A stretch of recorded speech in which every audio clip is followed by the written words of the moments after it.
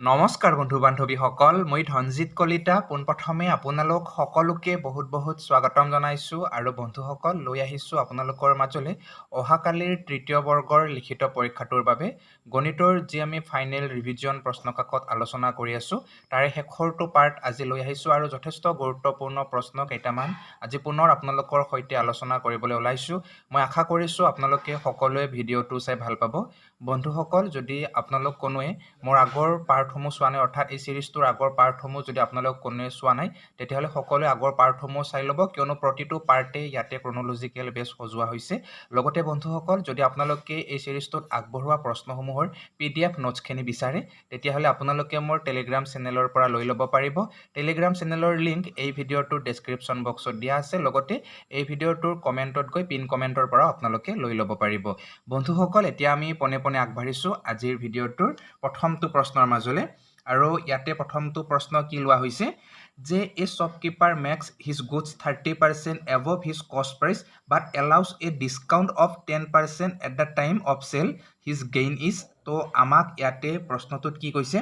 যে এজন দোকানী আছিলে আৰু সেই দোকানীজনে কেনেকুৱা কাম কৰিছে যে তেওঁ ক'ৰবাৰ পৰা কিবা বস্তু কিনি আনিছে আৰু তেওঁ সেই বস্তুখিনি কিনি আনাতে তেওঁৰ যিমানখিনি খৰচ হৈছিলে সেই খৰচতকৈ তেওঁ কি কৰিছে 30% বেছি কৰি কিনে তেওঁ MRP ইয়াতে বনাই লৈছে, নিজে বনাই লৈছে। ঠিক আছে, যে তেওঁৰ যিটো কিনা খৰচ আছিলে কিনা খৰচতকৈ তেওঁ 30% বেছি কৰি কিনে তেওঁ কি কৰিছে ইয়াৰে যিটো MRP সেই MRPটো বনাই লৈছে। ঠিক আছে, তাৰপিছত কি কৰিছে যে যদিও তেওঁ অকণমান বেছি কৰি MRPটো বনাই দিছে কিন্তু তেওঁ তাত কি কৰিছে ডিছকাউণ্ট লগাই দিছে। কি কৰিছে তেওঁ তাত ডিছকাউণ্ট লগাই দিছে। কিমান ডিছকাউণ্ট লগাইছে? 10% ডিছকাউণ্ট লগাই দিছে। ঠিক আছে, 10% ডিছকাউণ্ট লগাই দিছে আৰু আমাক শেষত সুধিছে যে তেওঁৰ যিটো লাভ হ'ল সেই তেওঁৰ লাভৰ শতাংশ কিমান, ইয়াতে আমাক সুধিছে। গতিকে ইয়াৰে কোনটো শুদ্ধ উত্তৰ হ'ব? 12%, 15%, 17% নে 20%? এইটো আমি একদম ধুনীয়াকৈ উলিয়াই আছোঁ। তো প্ৰথম কথা ইয়াতে চবচে ফাৰ্ষ্ট আমাক কি দিছে যে 30% বেছি কৰিছে তেওঁৰ যিটো কিনা দামতকৈ আৰু বনাই কিনে তেওঁ কি কৰিছে MRP বনাইছে, হয়নে? তো ইয়াতে আমি ফাৰ্ষ্ট অফ অল কি লৈছোঁ 30%টো লৈ লৈছোঁ আৰু 30%টোক যদি ভগ্নাংশলৈকে লৈ যাওঁ কি আছিলে 10/3 আছিলে, হয়নে? আৰু মানে এই যিটো কিনা দাম আছিলে ইয়াৰে কিনা দামটো কি হ'ব এতিয়া 10টো হ'ব, হয়নে? মানে ইয়াৰে যিটো CPটো কিমান হ'ব? ইয়াৰে 10 বৰাবৰ হ'ব। মানে 10ত যদি সামগ্ৰীখিনি কিনিছিল তেতিয়াহ'লে লিখা দামটো কি কৰিছিল, অৰ্থাৎ ইয়াৰে যিটো MRP, ঠিক আছে, ইয়াৰে যিটো MRPটো কি কৰিছিল 10তকৈ 3 বেছি, অৰ্থাৎ 30% বেছি। গতিকে ইয়াতে MRPটো কি কৰিব বোলে MRPটো ইয়াতে তেতিয়াহ'লে কি হৈ যাব 13 হৈ যাব। ঠিক আছে, বা আপোনালোকে এটা কাম কৰিব পাৰে, যদি আপোনালোকে ইচ্ছা কৰে যে CPটো যদি 100 আছিল 100ত কি হৈছে 30 টকা বাঢ়িছে, চ' MRPটো এতিয়া কি হৈ গ'ল 130 হৈ গ'ল। তো আপোনালোকে বেছি সুবিধা হ'ব এনেকৈ কৰিলেও। ঠিক আছে, তো এইখিনিলৈকে আমি ধুনীয়াকৈ বুজি পালোঁ। 100 টকাত সামগ্ৰীখিনি কিনি আনিছিলে, 30% তেওঁ বেছিকৈ বঢ়াই কিনে MRP এটা বনাই দিছে আৰু MRPটো বনাই উঠি তেওঁ কি কৰিছে ইয়াতে 10% ডিছকাউণ্ট লগাই দিছে। আৰু ডিছকাউণ্ট কাৰ ওপৰত দিয়ে? ডিছকাউণ্ট সদায় MRPৰ ওপৰত দিয়ে, হয়নে? আৰু 10% মানে কি আছিলে আমাৰ 10% মানে যিহেতু আমি ইয়াতে 30% মানে 100/30 লিখিছোঁ, গতিকে ইয়াতে 10% মানেও আমি কি কৰিম 100/10 লিখিম বাৰু। ঠিক আছে, মানে কি হয় ইয়াতে যিটো MRPটো যদি ধৰি লৈছোঁ 100 হয় তেতিয়াহ'লে ইয়াত কি কৰিছে ডিছকাউণ্ট দিছে কিমান 10। গতিকে যিটো বেচা দাম সেই বেচা দামটো কিমান হ'ব? যিটো বেচা দামৰ ৰেচিঅ'টো ইয়াতে কিমান হৈ যাব 100তকৈ 10 কম, হয়নে নহয়? তো 90 ৰেচিঅ' কি হৈ যাব ইয়াতে বেচা দাম হৈ যাব। কিন্তু ইয়াতে আপোনালোকে ধুনীয়াকৈ এটা বস্তু চাই ল'ব পাৰে যে ইয়াতে যিটো কিনা দাম আমি পালোঁ, কিনা দামৰ ৰেচিঅ'টো দেখিছোঁ আমি 100 ৰেচিঅ', বেচা দামৰ ৰেচিঅ'টো দেখিছোঁ আমি 90 ৰেচিঅ', কিন্তু যিটো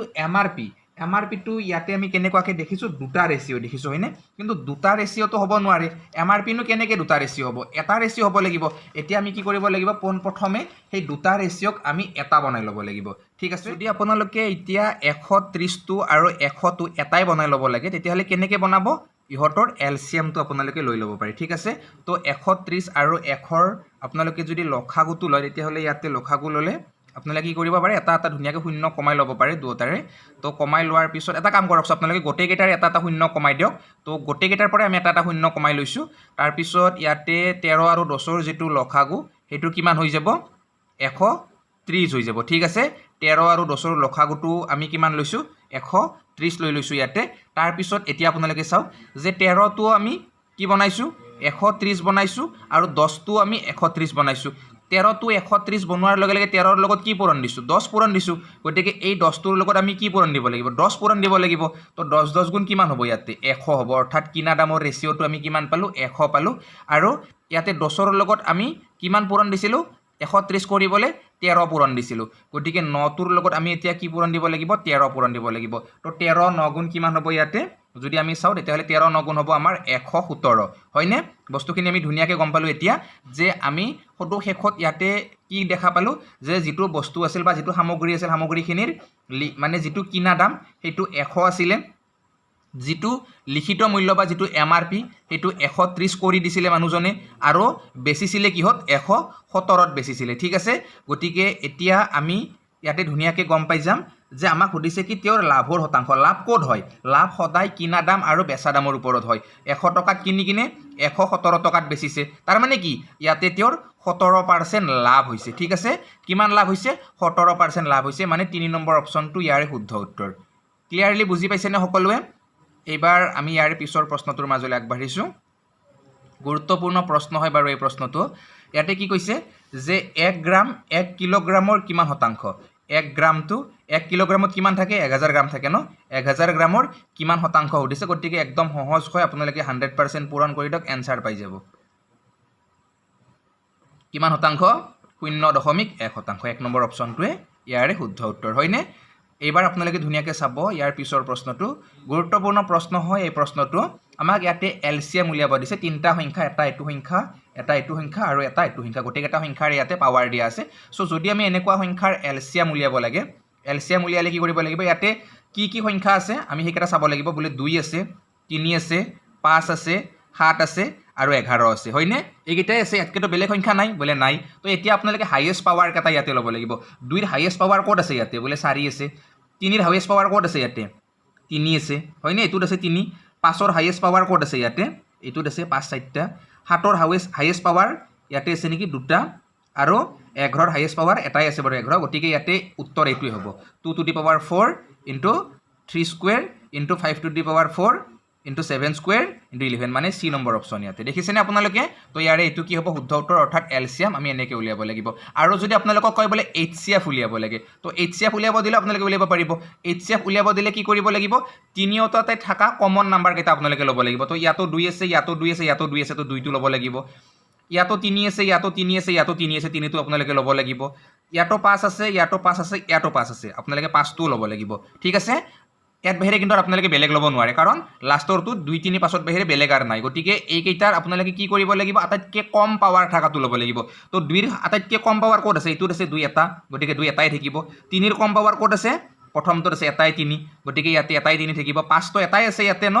এটো দেখিছো আমি 5 এটা গতিকে 5 এটা হ'ব তো ইয়াৰে যেটো এইচসিএফ এটো হ'ব 2 3 5 ঠিক আছে তো এইচসিএফ উলিয়াব দিলে আমি পাৰিম আৰু এলসিএম উলিয়াব দিলে আমি সকল এবাৰ আপোনালোকে ধুনিয়াকে সকলোৱে এই প্ৰশ্নটো ক্লিয়াৰলি বুজি ল'ব যথেষ্ট গুৰুত্বপূৰ্ণ হয় এই প্ৰশ্নটো ইয়াতে কৈছে যে এজন মানুহে 24 মিটাৰ উত্তৰ দিশলৈ যায় তাৰ পিছত 10 মিটাৰ পশ্চিম দিশলৈ যায় তেওঁৰ অৱস্থান আৰম্ভণিৰ পৰা কিমান দূৰত ঠিক আছে মানে এজন মানুহ আছে তেওঁ কি কৰিছে প্ৰথমতে উত্তৰ দিশে গৈছে কিমান বলে 24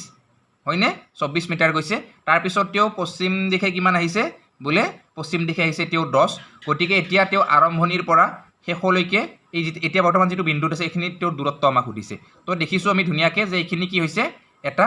সমকোণী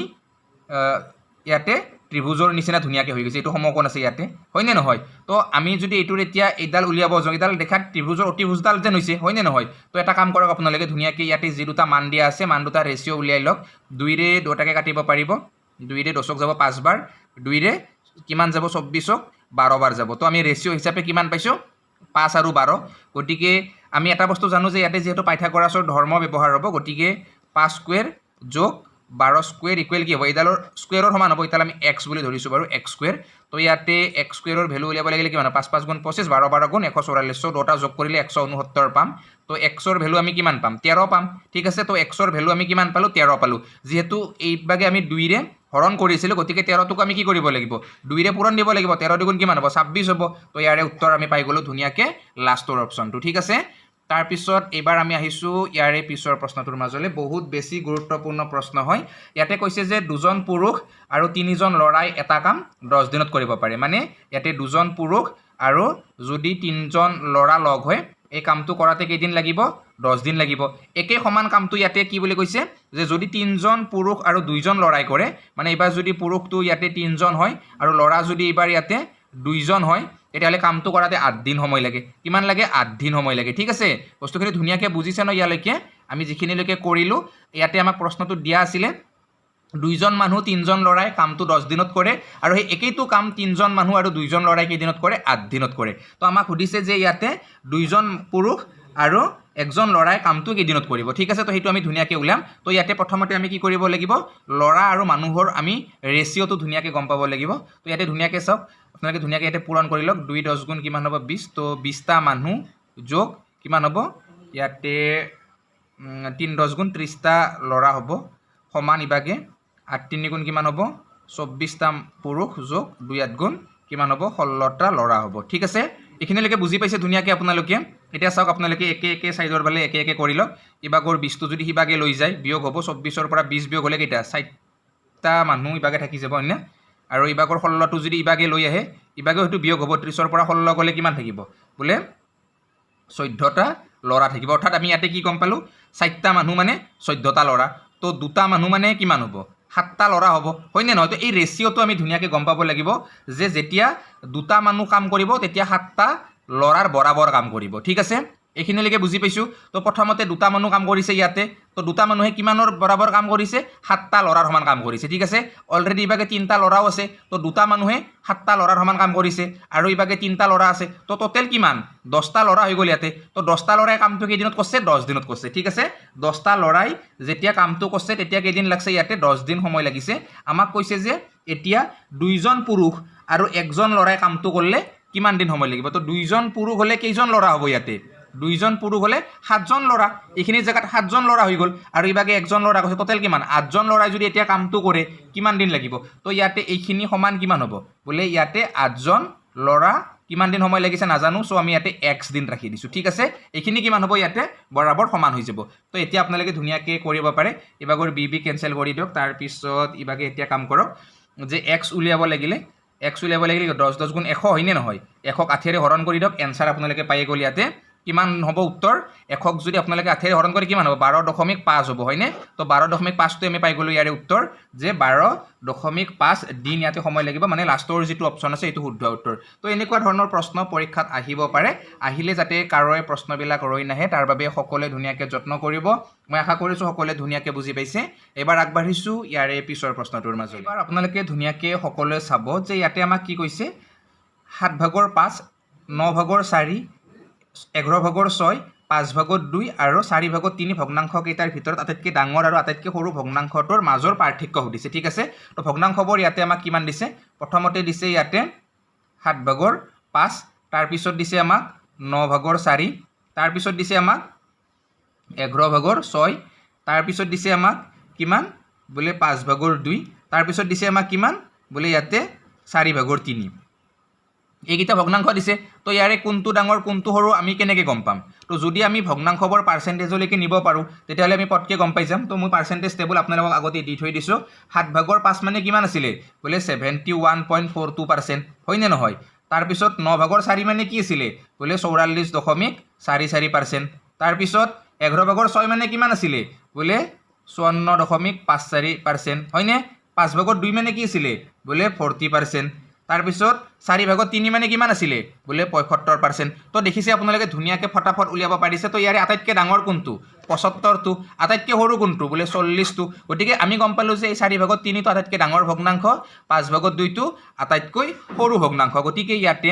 4 ভাগৰ 3ৰ পৰা যদি 5 ভাগৰ 2টো বিয়োগ কৰি দিয়ে কিমান হ'ব ইয়াতে বোলে 4 আৰু 5ৰ লসাগু কিমান হ'ব 20 গতিকে ইয়াতে 5 3 গুণ 15 4 3 গুণ 12 15ৰ কিমান হ'ব ঠিক আছে 5 3 গুণ 15 4 2 গুণ 8 হ'ব হয়নে তো 15ৰ পৰা 8 বিয়োগ কৰিলে আমি কিমান পাম 7 পাম বাৰু ইয়াতে তো 20 ভাগৰ 7 আহি যাব ইয়াৰে শুদ্ধ উত্তৰ মানে লাষ্টৰ নম্বৰ অপশ্যনটো শুদ্ধ হৈ আছে ইয়াতে তাৰ পিছৰটো প্ৰশ্ন আপোনালোকে চাব যথেষ্ট সহজ প্ৰশ্ন দিছে ইয়াতে যে আমাক কৈছে প্ৰথম 20টা স্বাভাৱিক সংখ্যাৰ গড় উলিয়াব দিছে একদম সিম্পল কথা প্ৰথমটো স্বাভাৱিক সংখ্যা 1 20 নম্বৰটো হৈছে 20 দুটাক যোগ কৰি 2 ৰে হৰণ দিব লাগে অৰ্থাৎ 21ক 2 ৰে হৰণ দিলে আমি আনসাৰ পাই যাম কিমান 10.5 ন একদম সিম্পল হয় উত্তৰ ওলাই আছে তাৰ পিছৰটো প্ৰশ্ন আপোনালোকে চাব ইয়াতে কৈছে যে বছৰি 8% সুতৰ হাৰত কোনো এক মূলধন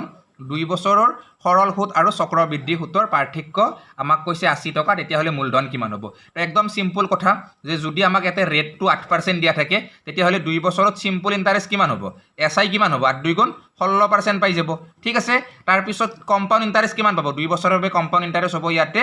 16.64% এনেকুৱা ধৰণৰ প্ৰশ্ন মই বহুত শিকাইছো আপোনালোকক আগতে তো পাৰ্থক্য কিমান ইহতৰ বলে 0.64% ইয়াতে পাৰ্থক্য আৰু আমাক কৈছে যে পাৰ্থক্যটো কিমান টকাত 80 টকা বুলি কৈছে হয় নে নহয় এইখিনি আমাক ধুনিয়াকে কোৱেশ্চনে কৈয়ে দিছে তো 0.64% মানে 80 টকা গতিকে এটো যদি আমি 64% বনাই লও 100 পূৰণ দিছো আমি এটোৰ লগত তো ইবাগেও আমি 100 পূৰণ দিলো বাৰু 80 টো 8000 হৈ গল এতিয়া তো 64% মানে যদি 8000 হয় 1% মানে কিমান হ'ব তো 64 ৰে 8000ক আপোনালোকে ধুনিয়াকে হৰণ কৰি দিব পাৰি আনসাৰ ফটাফট পাই যাব ইয়াতে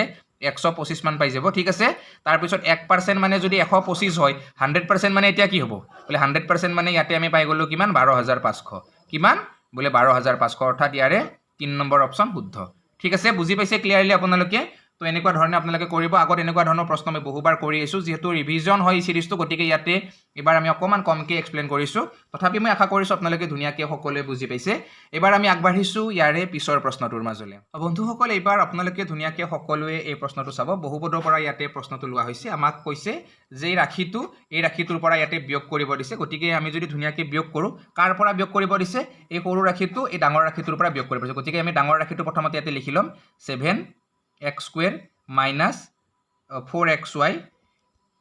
plus 8y square plus 5x minus 3y ঠিক আছে এইখিনি আমাক কোৱেশ্চনত গিভেন আছে তাৰ পিছত ইয়াতে আমাক কি বিয়োগ কৰিব দিছে আমাক এটা বিয়োগ কৰিব দিছে এইখিনি ৰাখি বিয়োগ কৰিব দিছে তো ইয়াৰ পৰা যদি আমি এইখিনি বিয়োগ কৰি দিও কিমান বিয়োগ কৰিব লাগিব 5x square minus 4y square plus 6y minus 3 তো এইখিনি যদি আমি বিয়োগ কৰো আমি কিমান পাম তো ইয়াতে এডাল বিয়োগচিন মানে কি গোটেই এই ৰাশিটোৰ লগতে বিয়োগ পূৰণ হৈ গৈছে মানে ইয়াতে আপোনালোকে এটা কাম কৰিব পাৰে এই বিয়োগচিনডাল আপোনালোকে ধুনিয়াকে নিলিখি এই গোটেই কেইটা ইয়াৰে যেটো মানে ৰাখি আছে ৰাখিটোৰ যিকেইডাল সিম্বল আছে অপাৰেশনডাল এইডাল আপোনালোকে চেঞ্জ কৰি দিব পাৰে যদি বিয়োগ থাকে যোগ হ'ব যোগ থাকিলে বিয়োগ হ'ব কাৰণ মাইনাসেৰে পূৰণ কৰিছো ঠিক আছে গতিকে ধুনিয়াকে আপোনালোকে এনেকুৱাকে কৰিব পাৰে থিয়কে পাতি কিনে তো প্ৰথমতে ইয়াতে কি আছিল 7টা x স্কয়াৰ জমা তাৰ পৰা যদি 5টা x স্কয়াৰ দি দিব লাগে তো 2টা x স্কয়াৰ থাকি যাব ঠিক আছে 2টা x স্কয়াৰ থাকি যাব তো ইয়াতে -4xy আছে তলৰটো ৰাখিত xy নাই গতিকে -4xy টো তেনেকে থাকিব ঠিক আছে তাৰ পিছত ইয়াতে জমা কি আছে 8টা y স্কয়াৰ তো ইবাগে মাইনাসে প্লাস হৈ গল এটো 4টা y স্কয়াৰ আৰু জমা হৈ গল তো 8 4 কিমান বলে 12টা y স্কয়াৰ জমা হৈ গল তাৰ পিছত ইবাগে কি আছে বলে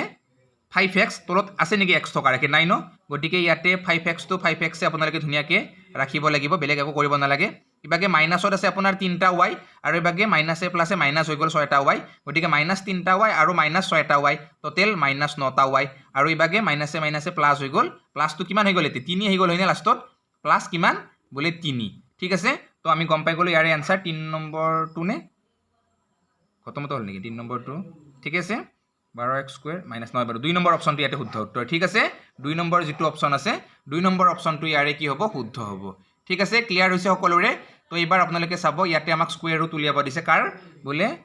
105 সমস্ত ইয়াতে আমাক কৈছে যে 64 ভাগৰ 4 ৰ স্কয়াৰ ৰুট উলিয়াব দিছে সহজ কয় বাৰু প্ৰশ্নটো প্ৰথমে এটা কাম কৰক আপোনালোকে ইয়াতে ধুনিয়াকে 64 আৰু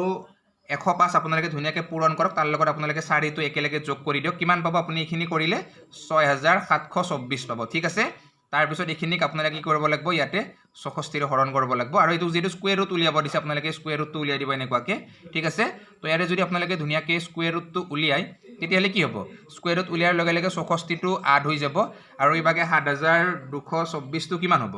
82 হ'ব হয়নে 82 গুণ কিমান হ'ব ইয়াতে 7224 গতিকে 82 8 ৰে কেইবাৰ যাব 10 বাৰ যাব জেনাৰেলি তাৰ পিছত ইয়াতে কিমান ৰব 2 বাকি ৰব গতিকে 2 টুক যদি আমি একবাৰ কাটো 4 টুক তেতিয়া হলে 8 টুক আমি কেইবাৰ কাটিব লাগিব 4 বাৰ কাটিব লাগিব ন মানে আমি গম পালো ইয়াতে উত্তৰটো কিমান হল 10 সমস্ত 4 ভাগৰ 1 হৈ গল কোড আছে অপচনটো এইটো 3 নম্বৰ অপচনত আছে হয়নে এটো কি হ'ব ইয়াৰে শুদ্ধ উত্তৰ তাৰ পিছৰটো প্ৰশ্ন আপোনালোকে চাব এইটো আমাক কি বুলি কৈছে ইয়াতে জ্যামিতিক প্ৰগ্ৰেছনৰ কথা কৈছে গতিকে যথেষ্ট সহজ হয় বাৰু এইটো আমাক কৈছে যে in the series 7 14 28 what will be the 10 term আমাক কৈছে 10 নম্বৰ যিটো পদ সেইটো কি হ'ব ইয়াতে সব প্ৰথমতে 7 আছিলে তাৰ পিছত কি হৈছে 14 হৈছে মানে 7ৰ লগত 2 গুণ পূৰণ দিছে তাৰ নেক্সটৰ লগত আকৌ 2 গুণ পূৰণ দিছে তো ইয়াতে যে 2 গুণ পূৰণ দিছে গতিকে গম পাইছো যে এইটো আমাৰ কি হয় জ্যামিতিক প্ৰগ্ৰেছন হয় তো ইয়াৰ বাবে খুব সুন্দৰ এটা সূত্ৰ আছিলে নিশ্চয় আপোনালোকৰ মনত আছে যে এআৰ r টু দি পাৱাৰ কি আছিলে n - 1 আছিলে ন এইটো আছিলে ইয়াৰ সূত্ৰ একদম সিম্পল হয় সূত্ৰটো এই মানে প্ৰথমটো পদ কিমান আছে ইয়াতে 7 r মানে হৈছে আমি কি কৰিছো ইয়াৰ লগত 2 গুণ পূৰণ কৰিছো ন গতিকে 2 গুণ পূৰণ কৰিছো n কেইটা 10 নম্বৰ পদটো আমাক উলিয়াব দিছে -1 ঠিক আছে সিম্পল কে কৰি থাকক আপোনালোকে 7 পূৰণ 2 10ৰ 1 গলে 9 গতিকে ইয়াতে আমি ধুনিয়াকে প্ৰায় উত্তৰটো পাই গলো 7 টো 7 থাকিল 2 9টা পূৰণ কৰিলে আপোনালোকে কিমান পাব ইয়াতে 512 পাব তো 512ৰ লগত 7 পূৰণ কৰিলে আপোনালোকে কিমান পাব বলে 3584 পাই যাব তো এনসাৰ আপোনালোকৰ ওলাই গল ইয়াটো 3 নম্বৰ অপচন কি আছে শুদ্ধ আছে ঠিক আছে মই আশা কৰিছো ধুনিয়াকে সকলোৱে বুজি পাইছে এবাৰ আমি আগবাঢ়িছো ইয়াৰে পিছৰ প্ৰশ্নটোৰ মাজত বন্ধুসকল এবাৰ আপোনালোকে ধুনিয়াকে সকলোৱে চাব ইয়াতে প্ৰশ্নটোত কি কৈছে যে এটা সংখ্যা 3তকে ডাঙৰ বুলি কৈছে কিন্তু 8তকে কম বুলি কৈছে কি কৈছে যে 3তকে সংখ্যাটো ডাঙৰ হৈ যাব কিন্তু 8তকে সৰু হ'ব 3 আৰু 8ৰ মাজত থকা বুলি কৈছে তাৰ পিছত কৈছে যে আকৌ 6তকেও ডাঙৰ কিন্তু 10তকে সৰু 6তকেও ডাঙৰ হ'ব লাগিব আৰু 10তকে সৰু হ'ব লাগিব এতিয়া আমি কি গম পালো সক 6তকে সংখ্যাটো ডাঙৰ হ'ব 8তকে সংখ্যাটো কম হ'ব তো গমে পাইছো ইয়াতে উত্তৰ কিমান হ'ব 7 হ'ব হয়নে এনেকুৱা ধৰণৰ প্ৰশ্ন কেতিয়াবা আহিব পাৰে বাৰু সহজ হয় আপোনালোকে আশা কৰিছো সকলোৱে পাৰিব তাৰ পিছৰটো প্ৰশ্ন চাওক ইয়াতে এলজেব্ৰিক সিম্পলিফিকেশনৰ পৰা এই প্ৰশ্নটো লোৱা হৈছে কি কৈছে আমাক যে a square + b square + c square equal কিমান বুলি কৈছে 250 বুলি কৈছে ab + bc + ca ইকুৱেল কিমান বুলি কৈছে 3 বুলি কৈছে গতিকে আমাক ভ্যালু উলিয়াব দিছে abc ৰ a + b + c ঠিক আছে তো আমি যদি চাও তেতিয়া হলে a + b + c এটো যদি আমি হোল স্কয়াৰ কৰি দিও তাহলে আমি কিমান পাম বলে a square + b square + c square কি আছিল তাৰ পিছত ইয়াৰ পিছত a square + b square + c square তাৰ পিছত আছিল আমাৰ plus twice ab twice bc twice c হয়নে গতিকে ডাইৰেক্টলি 2 কমন ললো ab bc ca ঠিক আছে ab bc ca আমি ধুনিয়াকে লৈ ললো তো এতিয়া আপোনালোকে ধুনিয়াকে চাব ইয়াতে a square + b square + c স্কয়াৰৰ ভ্যালু দিয়া আছে আমাক 250 আৰু ইবাগে কি আছিল এটোটো যোগ 2 পূৰণ ab + bc + c এর ভ্যালু তো আমাক ইয়াতে দিয়া আছে ন ab + bc + c 3 দিয়া আছে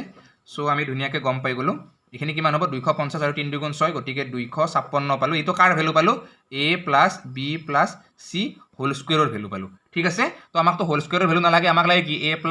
b + c এর ভ্যালু লাগে গতিকে উপৰৰ স্কয়াৰটো কাটিলে ইবাগে কি আহিব ৰুট হৈ যাব 256 টো তো 256 ৰুট কৰিলে আমি কিমান পাম 16 পাম 16 গুণ 256 মানে 2 নম্বৰ অপচন ইয়াতে শুদ্ধ আছে ঠিক আছে তাৰ পিছৰটো প্ৰশ্ন চাওক আপোনালোকে ইয়াতে কি কৈছে যে a এটা কাম 5 দিনত কি কৰিব পাৰে 3 ভাগৰ 1 অংশ কৰিব পাৰে মানে a এটা কামৰ যেতিয়া 3 ভাগৰ 1 অংশ কৰে তেতিয়া কিমান দিন সময় লাগে 5 দিন সময় লাগে সো সম্পূৰ্ণ কামটো কৰাতে কেইদিন সময় লাগিব 15 দিন সময় লাগিব ঠিক একেদৰে b ও কি কৰিছে এটা কামৰ 5 ভাগৰ 2 অংশ কেইদিনত কৰছে 10 দিনত কৰছে সো সম্পূৰ্ণ কামটো কৰাতে কেইদিন লাগিব 25 দিন লাগিব হয়নে এইবিলাক সিম্পল হয় আৰু এইবিলাক প্ৰশ্ন আমি আগতে কৰিছো সেইবাবে আজি বহুত বেছি মই এক্সপ্লেইন কৰা নাই তো ইয়াতে 15 আৰু 25 ৰ লখাগু কিমান হ'ব 75 হ'ব হয়নে তাৰ পিছত ধুনিয়াকে আপোনালোকে এফিচিয়েন্সিটো উলিয়াব পাৰে যে 15 5 গুণ 75 25 3 গুণ 75 মানে এক দিনত a 5 কাম কৰিব পাৰে এক দিনত b 3 কাম কৰিব পাৰে তো দুটাই লগ হৈ 75 কাম কৰিলে কেইদিন সময় লাগিব 75ক আপোনালোকে 8 ৰে হৰণ কৰি দিয়ক উত্তৰ আপোনালোকে পাই যাব ইয়াতে কিমান হ'ব ডাইৰেক্টলি 8 9 গুণ 72 হ'ব তো 9 দিন পালে সো 9 দিন পালে মানে 9 দিন 9 ঘণ্টাই হ'ব ঠিক আছে ক্লিয়াৰ হৈছে পুৰা সকলোৰে এই প্ৰশ্নটো যে ইয়াতে আমি কি গম পালো ইয়াতে 9 দিন 9 ঘণ্টা সময় লাগিব যদি দুটাই কামটো লগ হৈ কিনে কৰে ঠিক আছে তো এবাৰ আমি আগবাঢ়িছো ইয়াৰে পিছৰ প্ৰশ্নটোৰ এবাৰ আপোনালোকে ধুনিয়াকে এই প্ৰশ্নটো চাব এই প্ৰশ্নটোত ইয়াতে আমাক কি কৈছে যে 1 সেকেন্ডক আমাক কলৈকে নিব দিছে ঘণ্টালৈকে নিব দিছে তো আমি সেকেন্ডক যদি ঘণ্টালৈকে নিব লাগে তাহলে কি কৰিব লাগে আমি জেনাৰেলি 36 কৰে হৰণ কৰিব লাগে হয়নে 36 কৰে আমি হৰণ কৰিব লাগে তো একক যদি আমি 36 কৰে হৰণ কৰো আমি কিমান পাম ইয়াতে উত্তৰটো 0.000277 এনেকৈ কিবা ওলাই থাকিব গতিকে আমি 2 8ত ৰাখি দিব পাৰো ঠিক আছে 0.0028 লিখিব পাৰো ইয়াতে 1 নম্বৰ অপচনটো কি হ'ব ইয়াৰে শুদ্ধ উত্তৰ হ'ব ঠিক আছে তাৰ পিছতটো ইয়াতে আমাক কি কৈছে সিম্পলিফাই কৰিব দিছে সৰল কৰিব দিছে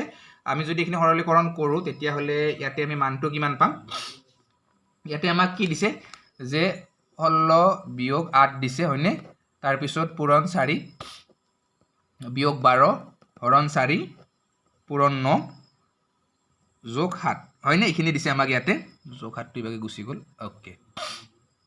তো ইয়াতে আমি প্ৰথমে কাৰ কাম কৰিম ব্ৰেকেটৰ কাম কৰিম 16 8 গলে 8 বাকিখিনি এজ ইট ইজ ৰাখি দিম 4 বিয়োগ 12 হৰণ 4 পূৰণ 9 যোগ 7 এতিয়া আমি কাৰ কাম কৰিম এতিয়া আমি ইয়াতে হৰণৰ কাম কৰিম তো বাকিখিনি এজ ইট ইজ ৰাখিছো 12 ক 4 ৰে হৰণ কৰিলে আমি কিমান পাম 3 পাম বাকিখিনি এজ ইট ইজ আমি ধুনিয়াকৈ ৰাখি দিছো ইয়াতে পূৰণৰ কামখিনি বাৰ কৰিব লাগিব 8 4 গুণ কিমান হ'ব ইয়াতে বোলে 32 বিয়োগ 9 3 গুণ কিমান 27 যোগ 7 গতিকে এতিয়া 32 এ 7 এ যদি আমি চাওঁ তেতিয়াহলে কিমান হ'ব 39 হ'ব তো 39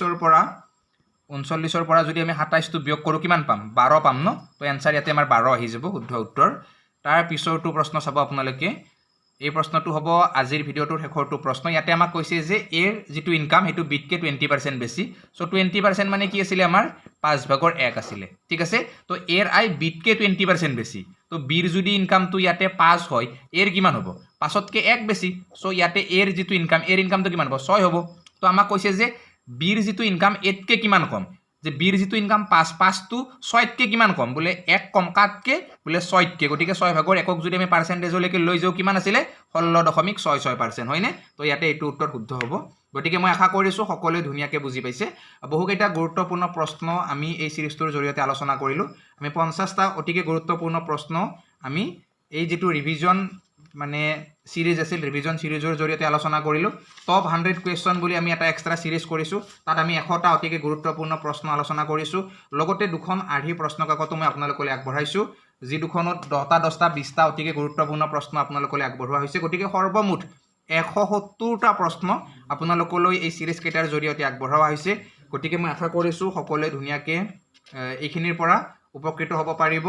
আৰু ধুনিয়াকৈ যদি আপোনালোকে মানে গোটেইকেইটা প্ৰশ্নই ভালদৰে বুজি লয় তেতিয়াহলে মই আশা কৰো যে আপোনালোকে যিকোনো ধৰণৰ পৰীক্ষা এটাতে মেথছৰ সকলোখিনি কোৱেশ্চনে আপোনালোকে অন্তত টাচ কৰিব পাৰিব ঠিক আছে গতিকে বহুত বাৰু বাহিৰা কথা ক'বলৈ নাযাও সকলোলৈ বহুত বেছি শুভেচ্ছা জ্ঞাপন কৰিছো যেহেতু আপোনালোক সকলোৱে অহাকালি অৱতীৰ্ণ হ'বলৈ গৈ আছে আপোনালোকৰ মানে সপোনৰ বুলি ক'ব লাগিব আপোনালোকৰ আশাৰ সপোনৰ একেবাৰে এই পৰীক্ষাটোত গতিকে সকলোৰে পৰীক্ষা ভাল হওক তাৰ বাবে ভগৱানৰ ওচৰত মই প্ৰাৰ্থনা জনাইছো আৰু বন্ধুসকল এই ভিডিওটো ইমানতে সমাপ্ত কৰিছো লগ পাম পুনৰ অন্য এটা জ্ঞান জ্যোতিৰ নতুন আৰু একদম মজেদাৰ ভিডিওৰ সৈতে তেতিয়াহলে আজিলৈ জনাইছো আপোনালোক সকলোকে বাই বাই